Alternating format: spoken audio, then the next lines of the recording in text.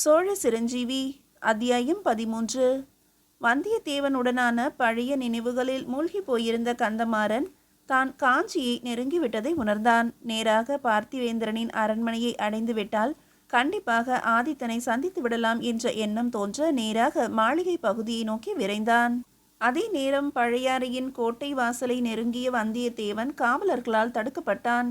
அந்தி சாய்ந்த பிறகு புதியவர்களை நகருக்குள் அனுமதிப்பதில்லை. கட்டுப்பாடு அதிகம் இருந்தது. தான் கொண்டு வந்த ஆதித்தனின் முத்திரை மோதிரத்தை காண்பிக்க அது தலைமை காவலருக்கு தெரிவிக்கப்பட்டது. வந்த நோக்கம் அறிய வேண்டும் என்றார் தலைமை காவலர். சொல்வதற்கில்லை, இளவரசி குந்தவையாரை சந்திக்க சொல்லி உத்தரவு என்றான் வந்தியத்தேவன். சோழத்து இளவரசியார் குந்தவையாரை சந்திக்க முன் அனுமதி பெற வேண்டியது அவசியம். இனி இரவு பொழுது வேறு. இதற்கு மேல் அனுமதி கிடைப்பது கடினம். நீங்கள் சென்று நாளை வாருங்கள். இரவினை எங்கு கழிப்பது? எனக்கு இங்கு வேறு எவரையும் தெரியாதே. இளவரசியாரை சந்தித்த பிறகே இது பற்றி யோசிக்கலாம் என்றிருந்தேன். கவலை வேண்டாம். சோழம் நம்பி வந்தவரை நிர்கதியாக விட்டதில்லை. இரவு இங்கே உள்ள சத்திரத்தில் தங்குங்கள். நாளை காலை அனுமதி கிடைத்தவுடன் சந்திக்கலாம் என்றார் தலைமை காவலர். பகல் முழுவதும் பிரயாணம். தொடர் களைப்பு நீங்க முதலில் குளித்தான். சுட சுட கொடுக்கப்பட்ட கதம்ப சாதம் வயிறை நிறைத்தது. இந்த நேரத்தில் இப்படிப்பட்ட உணவா? சோழம் சோறுடைத்து என்பதில் தவறே இல்லை என்று எண்ணம் தோன்றியது அவனுக்கு. உறக்கம் கண்களை மெல்ல தழுவியது. ஏனோ முதலாய் கடம்பூரில் தன் நண்பன் கந்தமாறன் மாளிகையில் மனதிற்கினிய மணிமேகலையை சந்தித்தது நினைவலைகளில் ஓடியது. அன்று கடம்பூர் கோட்டை வாசலே பெரும் பிரமிப்பை ஏற்படுத்தியது வந்தியத்தேவனுக்கு. அகண்ட மதில்களும் வளைந்து வளைந்து செல்லும் பாதையும் கோட்டைக்குள்ளிருந்த அழகிய மாளிகைகளும் ஒரு மன்னருக்கு நிகரான வசதிகள் நிறைந்தது என்பதை உணர்த்தியது. அரண்மனையை நெருங்கியவுடன் புறவிகளை வீரர்கள் கொண்டு செல்ல உள்ளே நுழைந்தனர் கந்தமாறனுடன் வந்தியத்தேவனும். உள்ளே நடுநாயகமாக அமைச்சர் புடைசூழ வீற்றிருந்த அவரை கண்டதுமே புரிந்தது அவர்தான் செங்கண்ண சம்புவரையர், கந்தமாறனின் தந்தை என்று. வா மாறா, வழிப்பயணம் வசதியாக இருந்ததா? கரகரத்த குரலில் கேட்டார் செங்கன்னர். நலமே தந்தையே என்றவன் உடன் வந்த நண்பனை காட்டி, இவன் வல்லவரையன் வந்தியத்தேவன், என் நண்பன் என்று அறிமுகப்படுத்தியவுடன் சற்று முன் சென்று செங்கன்னர் முன்பு மண்டியிட்டு வணங்கினான் வந்தியத்தேவன். வானர்கோன் வல்லவரையனா? வீரத்திற்கும் மதிப்பிற்கும் பெயரெடுத்த குலம் அல்லவா கண்முன் தெரிகிறது. உன் தந்தையின் வீரம் இன்றும் நல்லது. அரையர் வம்சத்தின் இன்னொரு வைரம் நம்மிடம் வந்தது நமக்கும் பெருமைதான். நலமுடன் வாழ வாழ்த்துக்கள். எழுந்திரு வந்தியத்தேவா என்றார் செங்கன்னர். என்ன செய்தி கொண்டு வந்தாய் மாறா கேட்ட தந்தையை நோக்கி, தந்தையே, முதலில் என் நண்பன் ஆதித்தனின் வணக்கங்களை ஏற்றுக்கொள்ளுங்கள். அதன் பின்பு நம் படையுடன் தாங்கள் புறப்பட தயாராக வேண்டியது சேவூர் நோக்கி. படையின் தலைமை ஏற்கும் பொறுப்பை தாங்களே ஏற்கும்படி ஆதித்தனின் வேண்டுகோள் என்றான் கந்தமாறன். சோழ பேரரசிடம் இருந்தும் தகவல் வந்துள்ளது இதை பற்றி. இருக்கட்டும், படைகளின் அணிவகுப்பு பற்றி நம் உப தளபதிகளுடன் விவாதித்து ஒரு முடிவு செய்து வை. நாளை இது பற்றி முடிவு செய்வோம். இப்போது உன் நண்பனுக்கு நம் மாளிகையையும் நகரத்தையும் அறிமுகப்படுத்து என்ற செங்கனரை நோக்கி விடைபெற்றனர் இருவரும். மாளிகையின் உள்ளிருந்த தனது அறையை காட்டி, உள்ளே சென்று அமர்ந்திரு நண்பா, ஒரு நொடியில் வருகிறேன் என்று அடுத்த அறைக்குள் நுழைந்தான் கந்தமாறன். அவன் கை காட்டிய அறைக்குள் நுழைந்த வந்தியத்தேவன் கதவை திறந்து உள்ளே முதல் எடுத்து அடி வைத்தவுடன் மேலிருந்து திடீரென்று மொத்தமாய் தண்ணீர் அருவி போல கொட்டி முழுவதும் நனைத்தது அவனை.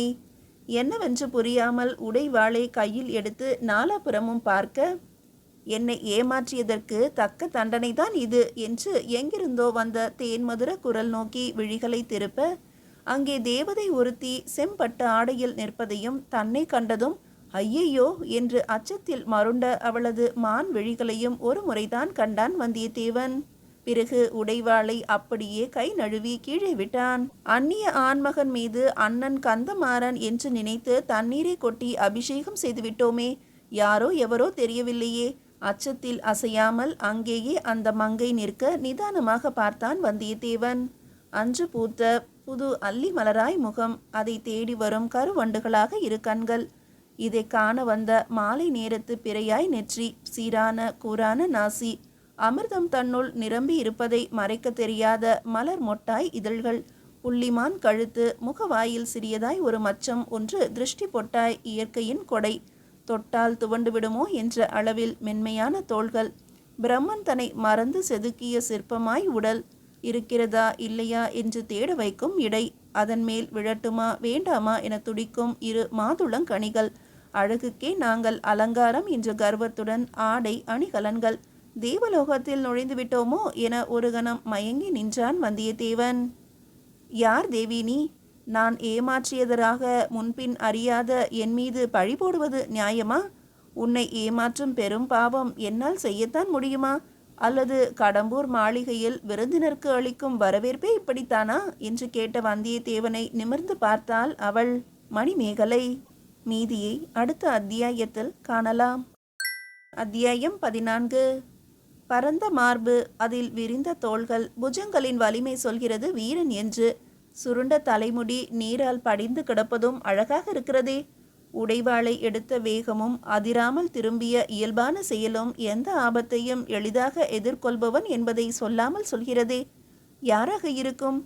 பெண்ணின் கண்களை நேராக பார்த்து பேசுபவன் ஒரு சிறந்த ஆண்மகன் என்று அண்ணன் சொல்வானே, அவன் இவன்தானா? இவனது கண்களை என்னால் நீண்ட நேரம் பார்க்க முடியவில்லையே. கண்களாலேயே உள் நுழைந்து இதயத்தில் அமர்கிறானே. எவரை கண்டதும் வராத ஒரு உணர்வு இவனை கண்டதும் தோன்றுகிறதே. கால்கள் தரையில் நிற்பதாகவே தோன்றவில்லையே. நான் மிதக்கிறேனே, இது எப்படி? காதோரங்களில் ஒரு குறுகுறுப்பு ஏன்?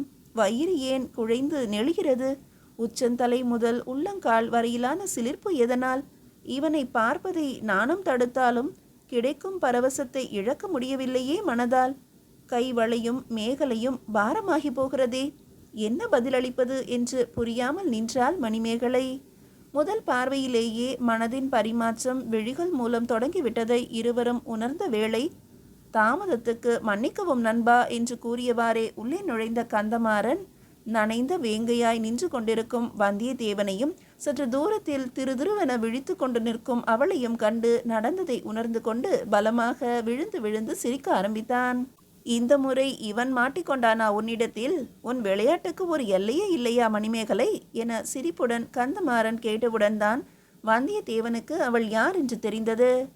மன்னித்து விடு நண்பா, நான் என நினைத்து என் தங்கை உன்னிடத்தில் தன் குறும்புத்தனத்தை காட்டிவிட்டாள். பரவாயில்லை நண்பா, பசி வயிற்றை கிள்ளுகிறதே, குளித்துவிட்டு சாப்பிட நேரமாகுமோ என்ற என் கவலையை புரிந்து கொண்டு விரைந்து உணவருந்த வழி செய்துவிட்டால் உன் தங்கை. குளித்தாகிவிட்டது, இனி சாப்பிடலாம் அல்லவா என்று கூறிய வந்தியத்தேவனின் சொற்களை கேட்டவுடன் தன்னை மறந்து சிரித்துவிட்டாள் மணிமேகலை. 1000 குயில்களில் ஒன்றான கீதமாக அது வந்தியத்தேவனின் காதுகளில் விழுந்தது. மணிமேகலை, இவன் வல்லவரையன் வந்தியத்தேவன், எனது நண்பன். உன்னை போலவே இவனும். அதை போக போக நீயே புரிந்து கொள்வாய். அவனை நீராட வைத்த உன் கையாலேயே கொஞ்சம் பசியார வைத்து விடம்மா என்ற கந்தமாறனை நோக்கி, அண்ணா இருக்கட்டும், உன்னை பிறகு பேசிக்கொள்கிறேன், விரைவில் வாருங்கள், உணவருந்தலாம் என்று கூறி சிட்டாக பறந்தாள் அவளிடம் விட்டு. குளித்துவிட்டு உடை மாற்றி இருவரும் உணவருந்த செல்லும் வேளையில் எங்கிருந்தோ காற்றில் மிதந்து வந்த யாழ் மீட்டும் ஓசை காற்றையே தாளாட்டத் தொடங்க தன்னை மறந்து ரசிக்கத் தொடங்கிய வந்தியத்தேவனின் தோள் தொட்டு, வா, அது என் தங்கையின் அழைப்புதான், நமக்கான வரவேற்பு என்று அழைத்து செல்ல, யாழ் மீட்டி அமர்ந்திருக்கும் மணிமேகலையை கண்டு, இது என்ன வினோதம்? அன்ன பறவை ஒன்று யாழ் மீட்டும் அதிசயம் இன்றுதான் காண்கிறேன் நான் என் வாழ்வில் என மனதினுள் நினைத்தபடி மயங்கி வாசலிலேயே நின்றான் வந்தியத்தேவன். திடீரென ஆட்களின் சலசலப்பும் பேச்சு குரல்களுமாய் கேட்க மெல்லிய வெளிச்சம் கண்களில் படர, எழுந்திருங்கள் ஐயா, விடிந்து நேரமாயிற்று என்ற குரல் கேட்டு சட்டென்று விழித்தான் வந்தியத்தேவன். இத்தனை நேரம் உறங்கிவிட்டோமா? மணிமேகலையின் நினைவுகள் தாலாட்டு பாடி தூங்க வைத்துவிட்டன போலும். அவசர அவசரமாக தயாரானான். சத்திரத்தின் வாயிலை விட்டு வெளியே வந்து நேராக பழைய அறையின் கோட்டை வாசலை அடைந்தான். இப்போது நான் உள்ளே செல்லலாமா? கோட்டை காவலரை கேட்டான். குந்தவையாரை நான் சந்திக்க வந்திருக்கும் விஷயத்தை கூறியாகிவிட்டதா என்ற வந்தியத்தேவனை சிரித்தபடியே பார்த்தான் அந்த காவலன். எந்த நாட்டுக்கு நீர் மன்னர் என்பதை கூறினால் இளவரசியாரிடம் சொல்ல வசதியாக இருக்கும் என்றான் அலட்சியமாக. புரியவில்லையே என்று கேட்டான் வந்தியத்தேவன். பிறகென்ன, நகருக்குள் நுழைவதற்கே நீர் காலை வரை காத்திருக்க வேண்டியது ஆயிற்று. இனி இளவரசியாரை சந்திக்க வேண்டும் என்றால் அவராக விரும்பினால்தான் நீர் சந்திக்க முடியும். போய் வந்திருக்கும் தகவலை அரண்மனையில் கூறுங்கள். குந்தவையாரிடமிருந்து பதில் வந்த பிறகு அதுவும் அனுமதி இருந்தால் சந்திக்கலாம் என்றான் காவலன். என்னை இளவரசர் ஆதித்தர் அனுப்பியுள்ளார் என்றாலும் இதே நிலைதானா கேட்டான் வந்தியத்தேவன். இளவரசர் குந்தவையாருக்கான தகவலை ஓலையாகவோ வாய்மொழியாகவோ உன் மூலம் அனுப்பியுள்ளார், அவ்வளவுதான். அதை நிச்சயம் தெரிந்து கொள்வார்கள். நேரடியாக நீர் அவர்களை சந்திப்பது என்பது இளவரசியின் முடிவினை பொறுத்தது என்றான் காவலன். நல்லது, வருகிறேன். இளவரசியாரை சந்திக்காது பழையாறை விட்டு செல்வதில்லை என உறுதியாக கூறிவிட்டு விடைபெற்ற வந்தியத்தேவனை வியப்போடு பார்த்தான் அக்காவலன். பழையாறையின் அரண்மனையுள் பிரவேசித்து தான் வந்திருக்கும் தகவலை சொல்ல தகவல் குந்தவையாருக்கு தெரிவிக்கப்பட்டது. பதில் வரும் வரை அங்கிருக்கும் விருந்தினர் அறையில் தங்க வேண்டுகோளும் விடுக்கப்பட்டது. இல்லை, நான் சற்று நகரை சுற்றி வர விரும்புகிறேன். பழையாறை ஈசனை தரிசித்துவிட்டு வருகிறேன் என கூறி அங்கிருந்து நகர்ந்தான் வந்தியத்தேவன். ஏனோ தம்மை எவரோ தொடர்ந்து கண்காணிக்கிறார்கள் என்பது மட்டும் அவனுக்கு தெளிவாக தெரிந்தது. அதனாலேயே அரண்மனையில் தங்குவதை தவிர்த்து வெளியே வந்தான். பழையாறை நகரம் பரபரப்பின்றி இருந்தாலும் சிறப்பாகவே இருந்தது. எளிமையாய் திட்டமிடப்பட்ட நகரம். சோழ அரசர்கள் எல்லாம் விளையாடி புழுதியோடு வீரம் கலந்த மண். தலைநகர் என்ற பெயரோடு தனித்துவம். ஈசனின் ஆலயமோ ஏகாந்தம். சிற்பங்களின் கருவூலம் அது. கோவில் சுற்றி வர வர சக்தி பெருகுவதை உணர்ந்தான் வந்தியத்தேவன். வந்திருக்கும் காரியம் வெற்றி பெற வேண்டும் என்று மனமுருக வேண்டிக் கொண்டான் ஈசனை. கோயில் விட்டு வெளியே வந்து நகரத்து தெருக்களில் பயணித்தான். வணிகர் தெரு சிறப்பாகவே இருந்தது. ஏறக்குறைய எல்லா பொருட்களுமே விற்பனைக்கு இருந்தன. அடுத்ததாக இருந்த கருமார்கள் தெருவில் அவர்கள் வேலை செய்யும் ஒலி இங்கேயே கேட்டது. நெசவாளர்கள் ஒரு புறம், துணி விற்பவர்கள் ஒரு புறம், பலகார கடைகள் ஒரு புறம் என அதிக ஆர்ப்பாட்டமின்றி அமைதியாகவே இருந்தது நகரம். ஆங்காங்கே வீரர்கள் அங்கும் இங்குமாய் இருந்தார்கள். ஏதேனும் சிறு சலசலப்பு என்றாலும் உடன் அவ்விடத்தில் விரைந்து வந்து அமைதிப்படுத்தினார்கள். விலகுங்கள் விலகுங்கள் என்று திடீரென பரபரப்பாய் குரல்கள் கேட்க மக்கள் இருபுறமும் ஓரமாய் நகர்ந்து வழிவிட்டு ஒதுங்கி நிற்க ரிஷப கொடியோடு கைகோள படையினரின் அணிவகுப்பு தொடர். சோழ தளபதியார் பெரிய பழுவேட்டரையரின் வருகை எக்காலத்தோடு அறிவிக்கப்பட்டது. முன்னும் பின்னும் 50க்கும் மேற்பட்ட வீரர்களோடு தன் பழுப்பு நிற புரவியில் பார்ப்பவர்கள் மிரளும்படி கம்பீரமாக பவனி வந்து கொண்டிருந்தார் பெரிய பழுவேட்டரையர். தஞ்சையிலிருந்து இவர் இப்போதுதானா தலைநகர் திரும்ப வேண்டும் என தன் விதியை நொந்தவாறு கூட்டத்தோடு கூட்டமாய் தன்னை மறைத்து கொண்டான் வந்தியத்தேவன். ஏற்கனவே இவருக்கு தன்னை பற்றிய சரியான புரிதல் இல்லை. ஆதித்தன் அனுப்பி இளவரசியாரை சந்திக்க போகும் இந்த நேரத்தில்தானா இவர் இங்கு வர வேண்டும்?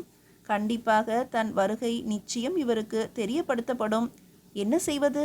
யோசித்தவாறே அவரை கடந்து கூட்டத்தின் ஊடே புகுந்து மறைந்து விடலாம் என வந்தியத்தேவன் நினைத்த வேளையில், ஓடுங்கள், விலகுங்கள், எதிரே வராதீர்கள், யானை ஒன்று மதம் பிடித்து இந்த வழியே வருகிறது, விலகுங்கள் என்று அலறியபடியே ஒரு வீரன் குதிரையில் அனைவரையும் எச்சரித்து அனுப்ப மதம் கொண்ட யானை எதிர்பட்டவர்களை எல்லாம் தூக்கி வீசி எறிந்து கொண்டிருந்தது. மேலே அமர்ந்து கொண்டிருந்த அந்த பாகன் அடக்க திணறிக் கொண்டிருந்தான். அதன் வேகத்தை தடுக்க சென்ற வீரர்களை நெருங்க விடாமல் மிரட்டி விரட்டி அடித்து கொண்டிருந்தது யானை. பாதையின் இருபுறமும் மக்கள் சிதறி ஓடிக்கொண்டிருந்தனர். அது ஒரு மும்முனை சந்திப்பு. 3 தெருக்கள் கூடும் இடம். ஒரு தெருவிலிருந்து மதம் பிடித்த யானை விரைந்து கொண்டிருந்தது. அதற்கு நேர் எதிர்ப்புறம் தம் வீரர்களோடு பழுவேட்டரையர் வந்து கொண்டிருந்தார். அவரின் வீரர்களோ யானையை சூழ்ந்து கொண்டு போராடி கொண்டிருந்தனர். கொல்லாமல் அதனை கட்டுப்படுத்த வேண்டும் என்பதால் 2 புறம் இருந்தும் தடித்த கனமான கயிறுகளும் சங்கிலிகளும் வீசப்பட்டு யானையை கட்டி கட்டுக்குள் கொண்டு வர முயற்சி செய்தனர். ஆனால் யானையோ எவர் பிடியிலும் சிக்காமல் கயிற்றோடு சேர்த்து வீரர்களையும் வீசி எறிந்தது. இடையே இருந்த 3வது குறுக்கு தெருவில் இருந்து முன்னும் பின்னும் வீரர்கள் புடைசூழ பல்லக்கு ஒன்று வந்து கொண்டிருப்பதை கண்டான் வந்தியத்தேவன். பார்த்த உடனேயே தெரிந்தது அரச குலத்து மகளிர் எவரோ வருகிறார்கள் என்று. முதலில் வந்த வீரனின் கையில் புலிக்கொடி இருந்தது. தனது வீரர்கள் யானையால் தூக்கி எறியப்படுவதை கண்ட பழுவேட்டரையரின் கோபம் அதிகரித்தது. சட்டென்று தன் புரவியோடு பாய்ந்தார் அதனை நோக்கி. அதே நேரம் யானையின் பார்வையும் அவர் மீது பட அதுவும் அவரை நோக்கி விரைய ஆரம்பிக்க என்ன நடக்கிறது என்பதை உணராமல் குறுக்கு தெருவில் இருந்து வந்த பல்லக்கும் வீரர்களும் இவர்களுக்கு இடையே நுழைய, தனக்கும் பழுவேட்டரையருக்கும் இடையில் தடையாக நுழைந்த பல்லக்கின் மீது யானை முழு கோபத்துடன் திரும்ப, தனது தும்பிக்கையால் பல்லக்கை சுழற்றி வீசி எறிய எத்தனித்து யானை நெருங்கிய அந்த நேரம் தான் மறைந்திருக்க வேண்டும் என்பதை கனப்பொழுதில் மறந்து என்ன ஏது என்று யோசிக்காமல், விளைவுகளை பற்றி கவலைப்படாமல், உள்ளே இருப்பவர் எவரென்று கூட அறியாமல் பல்லக்கின் அருகே விரைந்தோடி அதனுள் கை நுழைத்து உள்ளே இருந்தவரை இழுத்து வெளியில் வீசி எறிந்தான் வந்தியத்தேவன். வந்தியத்தேவன் வீசி எறிந்த அடுத்த நொடி அந்த பல்லக்கு யானையால் தூக்கி எறியப்பட்டு சிதறடிக்கப்பட்டது. உயரச் சென்று கீழே விழுந்த பல்லக்கினை யானை மிதித்து துவம்சம் செய்தது. வந்தியத்தேவனோ தான் வெளியில் வீசி எறிந்தவர் என்னவானார் என தன் பார்வையை அங்கு திருப்ப, பெரிய பழுவேட்டரையரின் பார்வையிலும் அவன் பட்டுவிட்டான். மீதியை அடுத்த அத்தியாயத்தில் காணலாம்.